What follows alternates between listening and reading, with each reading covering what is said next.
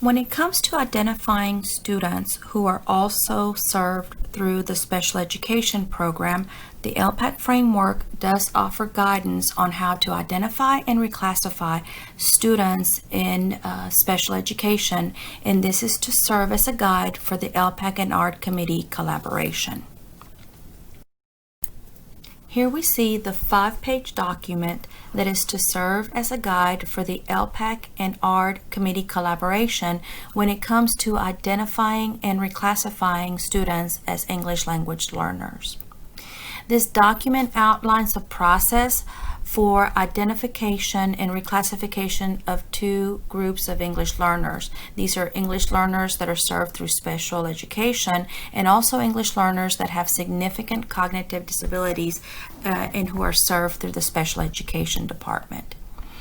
The document starts with a general summary on the process that is applied for the identification of students in these two different special education populations, and also the process that is used for reclassification of these students.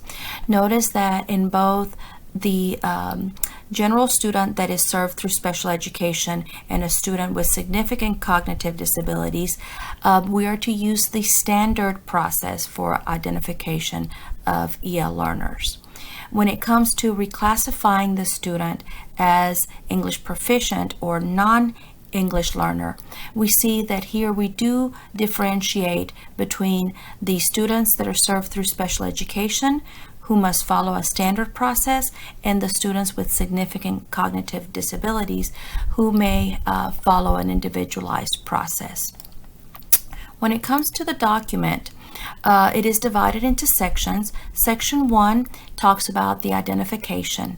Notice that it does state that the LPAC in conjunction with the ARD will identify a student as an EL if, when tested, the student's ability is so limited, English ability is so limited, or the student's disability are so severe that the English language proficiency test that was described previously in this training cannot be assessed or cannot be administered.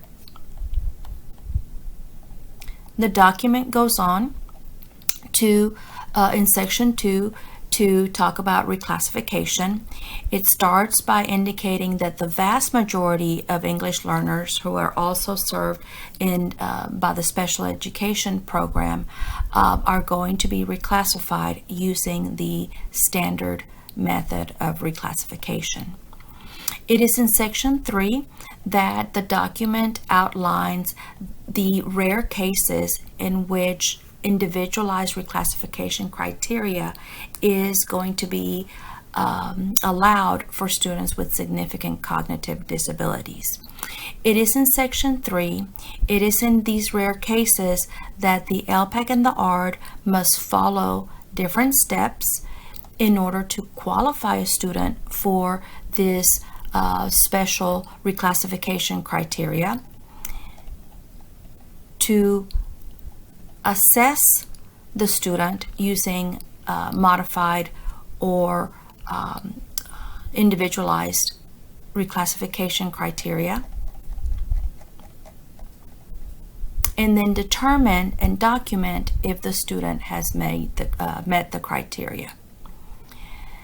This document, again, is very detailed in its explanation as to how the student in the special population is to be identified and reclassified. So now we're going to take a few minutes to read over the document and answer some questions.